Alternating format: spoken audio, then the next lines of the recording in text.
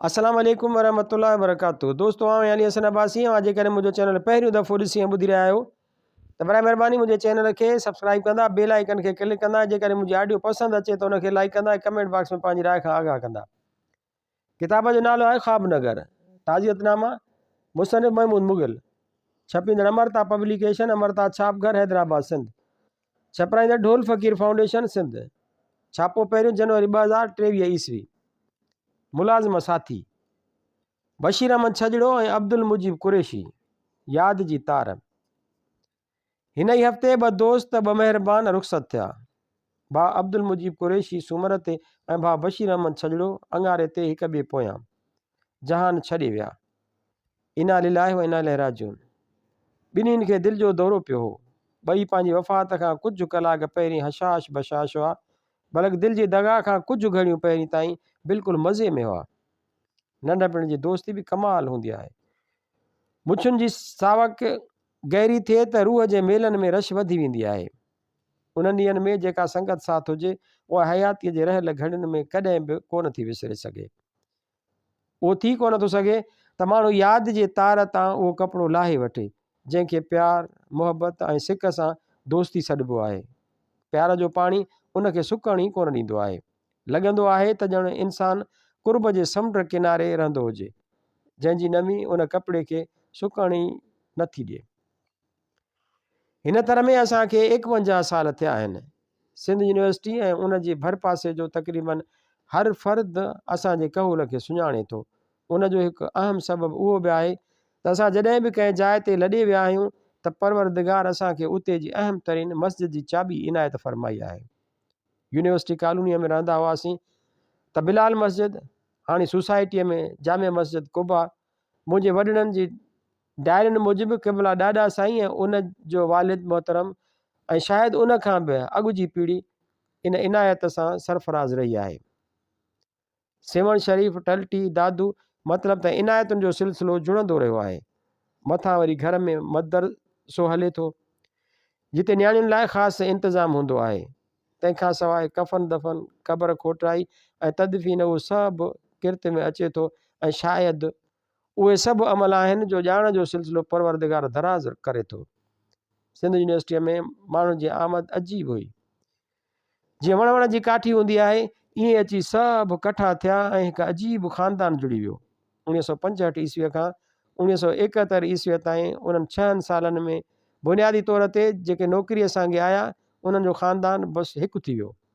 मुग़ल, काज़मी, अबड़ा, कुरैशी, छजड़ा, पठान, रिंद बलोच, आरबाणी, रतनाणी, मतिलबु कहिड़ी ज़ात जी ख़ुशबू न हुई जेका हिकु ज़ात में न मटी हुजे।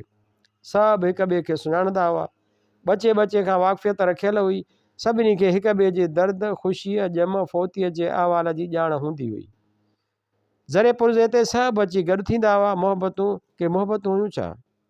सिंध यूनिवर्सिटी कॉलोनीअ में कुझु क्वार्टर ऐं बंगला महिराण कॉलेज ऐं पोइ थींदड़ महिराण यूनिवर्सिटीअ जे मुलाज़िमनि जा बि हूंदा हुआ। पर सची ॻाल्हि त उहा आहे त गॾु रहंदे उहो अहसासु ई कोन थींदो हो त केरु कहिड़े इदारे जो आहे। अञा भितियूं खॼियूं कोन हुयूं, ज़मीनूं विराहियूं कोन वियूं हुयूं।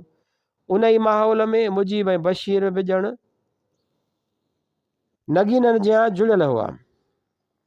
मुजीब खे कुझु वक़्तु क्रिकेट जो शौक़ु रहियो। वॾो भाउ शबू ऐं पाण थोरो वक़्तु रांदि सां सलाड़ियल रहिया ऐं हैरत अंगेज़ साथ वरी संदन वालिद मोहतरम चाचा कुरैशीअ जो हूंदो हो। पंहिंजे पुटनि खे साह जे ओॾो रखंदो हो। पुट न हुअसि, दोस्त हुअसि। वॾो भाउ शबू पंहिंजी जाइ ते, नंढो भाउ मुजू सदाईं माण्हुनि लाइ फ़िक्रमंद हूंदो हो।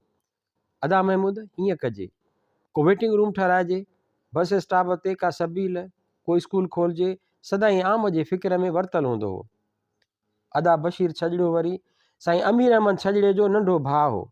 अदा अमीर अहमद सेंट्रल लाइब्रेरीअ में लाइब्रेरियन हो ऐं उतां रिटायर कयईं। फ़ने मौसीक़ीअ जो हसीन ॼाणू ऐं जुनूनी सहेड़ींदड़ जेके आइटम्स अदा अमीर वटि हूंदा हुआ उहे विरले लभंदा हुआ। खेसि साज़ ऐं राग सां इश्क़ु आहे। हुननि ॿिन्हिनि ख़ानदाननि में शराफ़त गज़ब जी हुई। सिंध यूनिवर्सिटी कॉलोनी जे अवाइली दौर में कॾहिं बि कंहिं बि ॿिड़क ॿोलण जी ख़बर न थी, पर उन माहौल में बि हिन जे सलूक, मेठ, मुहबत ऐं उथणी वेहणीअ खे मिसाली सम्झो वेंदो हो। बशीर अहमद कद जो जिस्मानी लिहाज़ खां नंढो, संदसि किरदार जो कद बुलंद हो। मटियारीअ जी धीअ महिरुनिसा सदाईं हिन फ़क़ीर ते बिगड़ियल हूंदी आहे। अव्हां रुॻो वॾनि माण्हुनि जे ॻाल्हियुनि खे अॻिते कंदा आहियो, कंहिं आम माण्हूअ ग़रीब गुरबे जी ॻाल्हि छो कोन कंदा आहियो। अवी जॾहिं बि कालमनि में ज़िक्र कंदा आहियो त बसि वॾनि माण्हुनि जो, उन्हनि खे त हर को सुञाणे थो। कॾहिं कॾहिं उन्हनि जी बि त ॻाल्हि कयो न जिन खे को बि न सुञाणंदो आहे। न्याणीअ जी मोहबत खे मां खिली टारींदो आहियां। संदसि वालिद जहान छॾियो ताज़ो, संदसि भेणीअ रिलत कई, अलाए केतिरा आवाज़ ईंदा रहिया। फ़क़ीर छा करे? हिते ज़ाती निस्बतुनि जो को जहान त आबाद नाहे। रेडियो ते बि सभु ॿुधंदड़ उन हवाले सां नाराज़ थींदा आहिनि त मोबाइल ते कॉल ऐं मैसेज कनि था त उहे नाला शामिलु छो नथो कयां। ऐं मां सदाईं अर्ज़ु कंदो आहियां, अव्हां वटि जे ज़ाती नंबर आहे त उन्हनि जो छा कयां। जन वटि नंबर न आहे ऐं जेके मूंखे सही सिधी कॉल नथा करे सघनि, उहा वेसाघाती आहे। सहूलियत सभिनी खे बराबरि हुअणु घुरिजे। उहा ॻाल्हि घणनि खे सम्झ में न ईंदी आहे। हिते बि को अहिड़ो मामिलो आहे। ख्वाबनगर हिकायत दिलि घटि आहे, हिकायत फ़िक्र वधीक। उते दोस्तियूं यारियूं मल्हाइण वेठासीं त सॼो चस निकिरी वेंदो। हीअ सिटूं अमानत आहिनि, उन्हनि में ख़यानत कीअं थी करे सघिजे। अंगारे जी काविश जी मुख़्तसिर ख़बरुनि में सिट पढ़ी हुअमि। सिंध यूनिवर्सिटीअ में राति देरि सां बशीर अहमद छजड़ो वफ़ात करे वियो। संदसि जनाज़े निमाज़ अॼु सुबुह जो थींदी ऐं कननि में महिरुनिसा जा लफ़्ज़ तरी आया हुआ। अड़े हीउ बशीर आहे, अदा बशीर, असांजो पंहिंजो। ईअं मुख़्तसिर ख़बरुनि में ज़रूरी न आहे त को 4 कालमी ख़बर हुजे, पर ईअं उहो सभु ऐं इते बार बार उहे सिटूं गूंजंदियूं रहियूं। कॾहिं आम माण्हुनि ते बि लिखो। हीअ जेकी आम माण्हू हूंदा आहिनि अज़ीज़ान मन, उहे ई दरअसल ख़ासि हूंदा आहिनि। उन्हनि वटि दर्द जी दरी खुलंदी आहे, उन्हनि खे ई कुर्ब जी शिदत जी ख़बर हूंदी आहे। ठीकु आहे, उहे नामाचारीअ जे जहान में के घणा अॻिरा न हूंदा आहिनि, पर बहरहाल हूंदा त आहिनि न। उन्हनि खां इनकार केरु थो करे सघे। हलणो सभु कंहिंखे आहे। हिन हफ़्ते कुझु ख़ासि माण्हू, को वॾो लेखक रुख़सत थियो आहे त केतिरा आम माण्हू बि रवाना थिया आहिनि। उन्हनि लाइ हथ खणण जो अर्ज़ु कजे थो। जे इनायत कंदव त फ़क़ीर अज़द शाकिर रहंदो। निदा फाज़ली साहिब लिखियो, क़बर में कंहिंजो न कंहिंजो महबूब आरामी आहे। अव्हां कंहिं बि क़बर ते दुआ घुरी सघो था। हिननि सभिनी लाइ मग़फ़िरत जी दुआ घुरिजो। रब साईं उन्हनि जा ऐं अव्हां जा दर्जात बुलंद करे, आमीन। यादि जी तार ते मरहूम मुजीब कुरैशी ऐं बशीर छजड़े जी जुदाईअ जो आलो कपिड़ो टंगिजी वियो आहे। मोहबतनि जे समुंड किनारे जी नमी उन खे कॾहिं बि सुकणु कोन ॾींदी। छपियल आचर 17 अप्रैल 2016 ईस्वी। नंढपण जो दोस्त मोहम्मद ईसा ख़ुश्क पलस्तर। अलाए किथे का शरनाए पे वॻी। माठ जे माहौल में काठ जी कूक कमाल हुई। अखियुनि में अलाए छा भरिजी आयो। वॼायईं त भीम पे, अखियुनि शायदि मल्हार सम्झी वरितो। सुर लॻी वियो न, सो बसि झल ई न पियूं ॾियनि। हयाती बि अजीब आहे। हाणे मिलिया आहियूं, विछोड़ो मथां बीठो आहे। इजो जुदा थिया हुआसीं, अड़े वरी दीदार नसीब थी वियो। कमाल आहे, सभु कमाल आहे। अलाए छा आहे सभु। अखियूं जिन लाइ वाॼाईंदियूं आहिनि, उन्हनि जी झलक बि पसी न सघिबी आहे। ऐं जिन ॾे दीद मुहवर न करणु घुरंदी आहे, उहे हर हर साम्हूं अची वेंदा आहिनि। अजब खेल तमाशो आहे। किथे ॻोल्हे ॻोल्हे ॼमार लंघियो वञे, ऐं जे हुजे नसीब त हिकु पल में सॼो मांडाणो मटिजियो वञे। टलटीअ जीअ जुड़ी आहे। अमर साइण जो ॻोठु आहे, जिते असांजो 8-10 घरनि जो वेढ़ो कमाल हूंदो हो। हिकु वॾी काठ जे दर मार्फत अंदरि वञणु थींदो, ऐं पोइ घरनि में दरनि के कुल्फ न हूंदा हुआ। छपरनि ऐं कचनि घरनि में 2 पक्का घर बि कंधु खयो बीठा हूंदा हुआ। उन्हनि जे विच में हिकु वसी आॻुर, जंहिं ते साइकिल हलाए सघिबी हूंदो हो, जंहिंजे उतर ॾखण किनारनि ते पपर जा वॾा वॾा वण हूंदा हुआ, जन जा थोरा फ्लैटनि जे जहान में आबाद कंहिं ड्राइंग रूम खां वेकिरा हूंदा हुआ। टाक मंझंदि जो उन्हनि वणनि हेठां रखियल खटूं ॼण त बेशत में रखियल हूंदियूं हुयूं। लाइट कान हूंदी हुई, ऐं राति जो हथ बतियुनि जे रोशनीअ में उन्हनि वणनि जो पंहिंजो आसमान हूंदो हो। असली आसमान खे ॾिसण लाइ वणनि जे पाछनि मां निकिरणो पवंदो हो। कॾहिं कॾहिं लॻंदो हो त चंड बि ॼण उन्हनि जे पननि में किथे गुम थी वञे थो या कंहिं ॾार ते टप ॾेई वेही थो रहे। तंहिं ज़माने में मां सम्झंदो हुउसि त टप ॾियणु ऐं ॾारनि ते चढ़णु सिर्फ़ु ॿिनि खे ईंदो आहे, हिकु चंड खे, ॿियो ईसे खे। ईसो हयातीअ में कीअं आयो उन जी ख़बर न पई। असांजी हयातुनि में अलाए केतिरा अहिड़ा वजूद हूंदा आहिनि जंहिंजे अचण ऐं वञण जी असांखे ख़बर नाहे पवंदी। हा, जंहिंजे अचण जी ख़बर न पए उन्हनि जो वञणु यादि रहिजी वेंदो आहे, ऐं जंहिंजे वञण जी ख़बर पए तंहिंजे अचण जी ख़बर रखण मां कहिड़ो फ़ाइदो आहे। ईसो बि बसि ईअं ई आयो। वेड़े जे काठे दर खां बिल्कुलु सिधी हिकु घिटी टलटीअ जे बाज़ार ॾांहुं वेंदी हुई। सफ़र ओलह खां ओभर तरफ़ हूंदो हो ऐं उन में ईसे जो घर खाॿे हथ ते पवंदो हो। ॾाढा नंढा हुआसीं, शायदि 7-8 सालनि जा। ॿाना ख़र्ची मिलंदी हुई, तंहिं मां आनू मां खणंदो हुउसि, माना 6 पैसा मुंहिंजा हूंदा हुआ ऐं 6 पैसा हुन जा। तंहिं ज़माने में इहो अहसासु कतई कोन हूंदो त कंहिं वटि पैसा न बि थी सघनि था। अमां रोज़ु ख़र्ची ॾींदी हुई, नवां चिलकंदड़ सिक्का। मां हुन खां ईसे लाइ त ज़रूरु वठी ईंदो हुउसि। पोइ तूं त सुकल मिठा भुॻड़ा, बेसण जी ठहियल मिठाई जंहिं मथां चाश बुरकियल हूंदी हुई, पन ते रखियल ॾधड़ी मट में ओॿारियल बिह या वरी ओॿारियल फोटा। थोरनि पैसनि में जाम शयूं मिलंदियूं हुयूं। वणनि जे छांव में वेही खाईंदा हुआसीं त हू वरी बि टप ॾेई ॾार ते चढ़ी वेंदो हो। मूंखे नंढड़े हूंदे खां ई ऊचाईअ खां ख़ौफ़ ईंदो आहे। मथे खे फेरी ईंदी अथमि, तंहिं करे चढ़ी न सघंदो आहियां। खेसि पियो मिनथूं कंदो हुउसि ऐं हू मथां पियो शयूं उछलाईंदो हो। टलटीअ जो ॿियो मतिलबु ईसो हो। सतरीअ जे मेले जी का धमाल हुजे या वरी साईं गंबल शाह जो मेलो, ढाग भरियल रस्तनि ते असांजा पेरा ज़रूरु ठहंदा हुआ। मूं लाइ हिकु आम ॻाल्हि उहा बि हुई त अमां कॾहिं बि मूंखे हिन जे साथ खां न रोकियो। हू मुंहिंजो एप्रूव्ड दोस्त हो।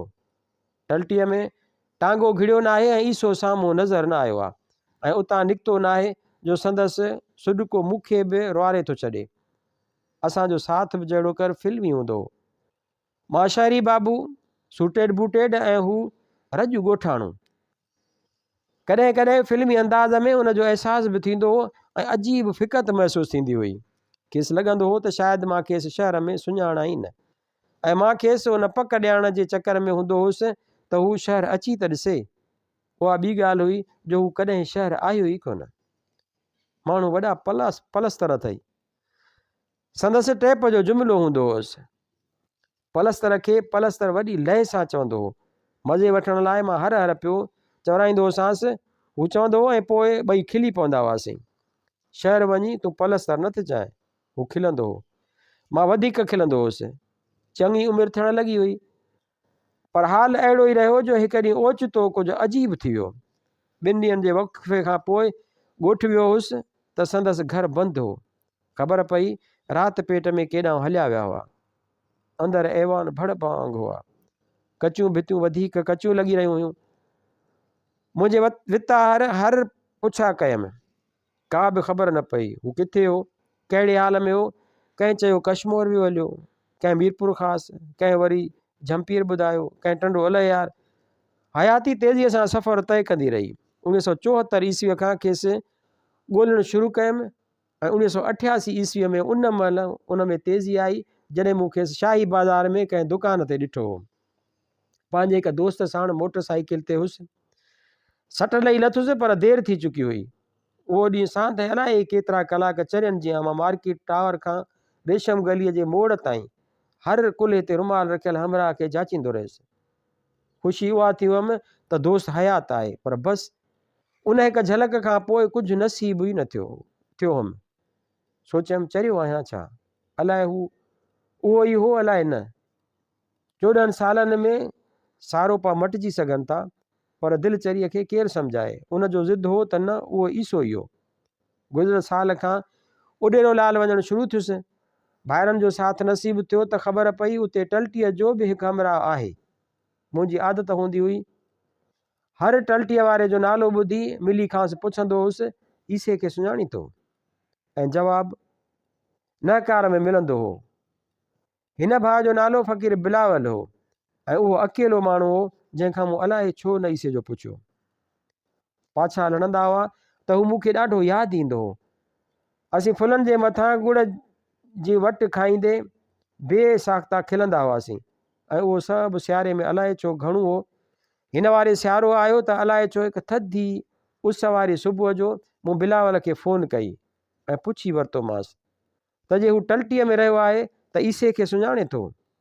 परियां माठ खां पोइ हुन कुझु पार पता पुछिया, वालिद जो नालो, भाउ जो नालो। ज़हन वरंदो वियो। जवाबु ॾिनमि त चयाईं मुंहिंजो सोटु हो, गुज़िरियल साल मोकिलायो अथई, उते ई आरामी आहे जितां तव्हां हाणे लंघंदा आहियो। उहा होटल संदसि हूंदी हुई जिते तव्हां कॾहिं कॾहिं चांहि पीअंदा आहियो। सभु कुझु हिकु जाइ ते बीहजी वियो।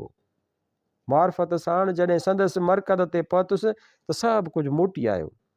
चिलकंदड़ पैसा, वणनि जा ॾार, उन्हनि मंझि लिकल चंड, गुड़ जी लाई, पन ते रखियल ॾधड़ी ईसा। पर नेठि ॻोल्हे लधो मां न, वण ते चढ़ी परे निहारे नथो सघां त छा थियो? मुंहिंजी दिलि त तुंहिंजी ॻोल्हा में परे निहारे सघे थी न। तक़रीबन 42 सालनि जी ॻोल्हा नेठि त तोखे साम्हूं आंदो। जा भूई पहिरें मुंहुं सा भूई मथां सजणे जो हाल हो। किथे अहमद ख़ान मदोश साईं फरमायो पए, दोस्त कंहिंखां ख़ुदा जुदा न करे, कंहिंखे ही ग़म अता ख़ुदा न करे। 48 साल माना हिकु कढिजे त 47 साल न मिली सघियासीं। हुकुम थियो त कलाक खन में अची ठकाव कयमि। अमर बि छा शइ आहे। किथे का शरनाए वॻी पे मेले में वॼंदी हुई त ॿई कन सुरा हुआसीं, वञी मंगणहार जे मथां टुटंदा हुआसीं। हवा जे रुख ते सुर जो लहरो वाह जो पकड़ में ईंदो हो। हिते बि ॿुधमि त पए, पर बसि दिलि न चयो त सुर जी लहर खे वेझो खां वठिजे। अकेलो हुउसि न, ईसो जो कोन हो। आहिस्ते चयोमांसि, ईसा पलस्तर थी वियो आहियां। उहा ॿी ॻाल्हि आहे जो हाणे इन लफ़्ज़ ते खिलणु नथो अचे।